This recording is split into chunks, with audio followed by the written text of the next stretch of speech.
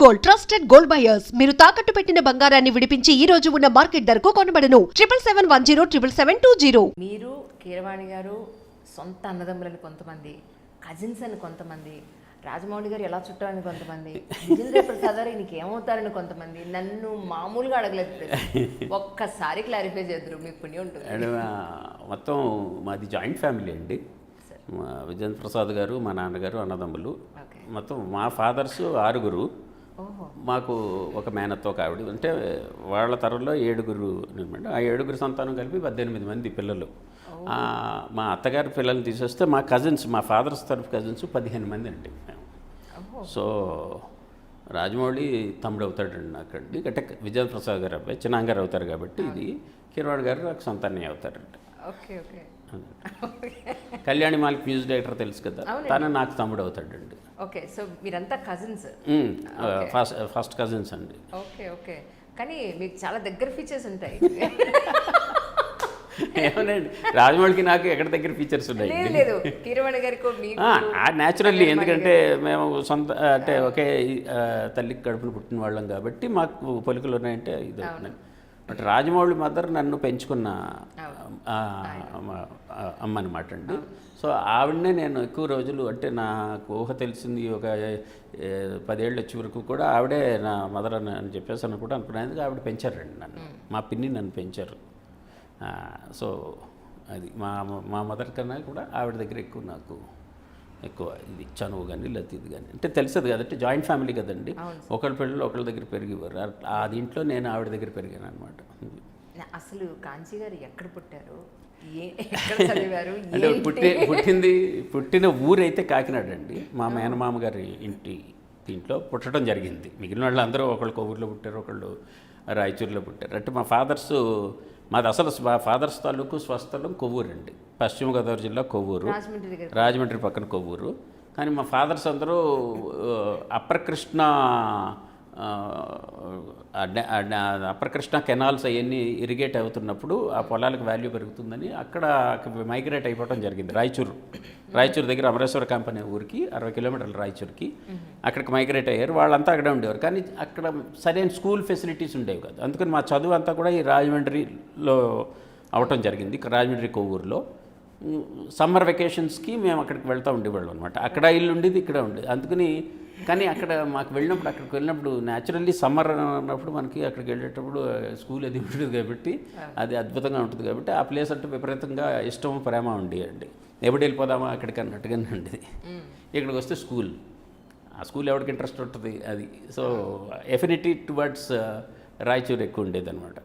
ఆ తర్వాత నా 14 ఏట మా ఫాదర్స్ అందరూ they shifted to Chennai, Madras వచ్చేసారండి. సినిమాలు తీద్దామని, సినిమాలు ప్రొడ్యూస్ చేద్దామని, డైరెక్ట్ చేద్దామని అన్నది ఇంట్లోకి వచ్చేసారు. అప్పుడు ఆ దీంట్లో భాగంగా నేను కూడా మెడ్రాస్ రావడం జరిగింది. సో మై హయ్యర్ ఎడ్యుకేషన్ అంతా కూడా చెన్నైలో జరిగింది. సో బేసికల్లీ కర్ణాటకలో రాయచూరు, ఆంధ్రాలో ఈ కొవ్వూరు, రాజమండ్రి అండ్ చెన్నై, ఈ 3 ప్లేసులు నాకు ఏది నా పుట్టిల్లు ఏది ఇది అంటే నేను చెప్పలేను. 3 ప్లేసులు కూడా తోటి బోల్డ్ అంత రిలేషన్షిప్, బోల్డ్ అంత అనుబంధం ఉందండి. అమ్మ గురించి, అమ్మ పేరు, నాన్న పేరు తెలుసుకోవచ్చు అమ్మాయికి? మా నాన్నగారి పేరు శివశక్తి దత్త అండి. అమ్మగారి పేరు భానుమతి. Okay okay. అంటే వీరిద్దరికి ఎంతమంది సంతానం? 6 అండి. ఓకే. కీరవాణి గారు పెద్ద, తర్వాత మాకు అక్క, తర్వాత శ్వేతనాగ అని ఇంకో అన్నయ్య ఉన్నారండి నాకు. ఆయన చెన్నైలో ఉంటారు. తర్వాత ఇంకొక అక్క, తర్వాత నేను, నా తర్వాత కళ్యాణ్ మాలిక్. కానీ నాన్నగారు ఇప్పటికీ ఎంత బాగా పెయింటింగ్స్ వేస్తారండి. ఆయన is a student of JJ school of arts Mumbai అండి. He studied in that school of arts for almost 7 years అండి. Is a good painter, is a musician. అంటే హార్మోనియం వాయిస్తారు, సితార్ వాయిస్తారు, తర్వాత సంగీత స్వరాలు తెలుసు. He can play piano also. But from conversing and writing prose and poetry in almost 4 or 5 languages and Tamil, Kannada, Telugu, English and Sanskrit and Hindi also. నాకు రీసెంట్గా ఇక్కడ ల్యాబ్స్లో కలిశారు. 2 బౌండెడ్ స్క్రిప్ట్స్ రెడీగా ఉన్నాయి అంజలి. పాయింట్ అది తిరిగిపోతుంది. నెక్స్ట్ మూవీ ఇది వస్తుంది అన్నారు. నిజమా సార్? 91 or something కదా సార్? 91 హీఈస్ రన్నింగ్ 90 అండి. ఇప్పుడు 90 years అండి ఆయనకి. Completed 89 last October. World record అవుతుంది సార్. మీరు గనక సినిమా ఇది తీస్తే లేదా పాయింట్ మీరు అనుకున్న పాయింట్ కనుక వస్తే నేను నెక్స్ట్ ఇంటర్వ్యూ మీదే సార్ అన్నారు. ఎంత బాగా రెడీ అవుతారు సార్ ఆయన కదా. So fascinated guy really. Because he has got he is Bombay hit అండి ఒక రకంగా చెప్పాలండి. ఎందుకంటే ఆయన ప్రైమ్ యూత్లో హీ వాజ్ ఇన్ ముంబై అండి, బాంబే అప్పట్లో. మేమేముంది, మేము కొవ్వూరు అనే ఒక పల్లెటూరులో పెరిగిన వాళ్ళు. సో మాదంతా కూడా పల్లెటూరు టేస్ట్, కానీ ఆయనదంతా కూడా కొంచెం అర్బన్ టేస్ట్ అండి. మాకు ఇన్ఫ్యాక్ట్ అది కొంచెం షాకింగ్గా ఉండేది. ఆయన డ్రెస్సింగ్ స్టైల్ కానీ ఇది కానీ కూడా షాకింగ్ అండ్ ఎంబరాజింగ్ కూడా అండి. బాబు ఆయన ఏంటి మొత్తం అంతా ఇలాంటి డ్రెస్సులు వేసుకుంటున్నారు అని చెప్పేసి ఆయనని. బట్ తర్వాత లేటర్ ఆన్ సబ్సిక్వెంట్గా నా లైఫ్లో నేను బాంబే వెళ్ళిన తర్వాత నేను చూసింది ఏంటంటే ఎవ్రీబడి వాజ్ లైక్ హిమ్ అండి. అవును, ట్రూ ట్రూ. దానికి రెడీ అవ్వడానికి వయసుతో సంబంధం లేదు. అది నాకు కొత్త విషయం ఎప్పుడు తెలిసిందంటే మీరు మంచి చెస్ ప్లేయర్ అని. రీసెంట్గా మనం చేసిన మూవీలో మీరు హీరోయిన్కి నేర్పించారు స్టెప్పులు ఎలా వేయాలి అనేది. I was really so surprised అండి నిజంగా. ఒక రైటరు. చెస్ చాలా ఇష్టం అండి. చెస్ ఆడతాను నేను. మచనా గారు అంటే మా ప్రసాదం గారు, విజయన్ ప్రసాద్ గారితో ఎక్కువ చెస్ ఆడాను నేను, చాలా ఎక్కువ. ఎంతలాగంటే ఆయన హ్యాండిక్యాప్ ఆడాలి అంటే ఏంటంటే ఆయన ఫస్టే నేను 2 పాన్స్ తీసేయాలి, తీసేసి ఆడాలి అనమాట. ఆ తర్వాత దాంట్లో కూడా నెగ్గితే తర్వాత ఆయనే విన్ అయ్యేవారా? నేను విన్ అయ్యేవాడు తీసేసి.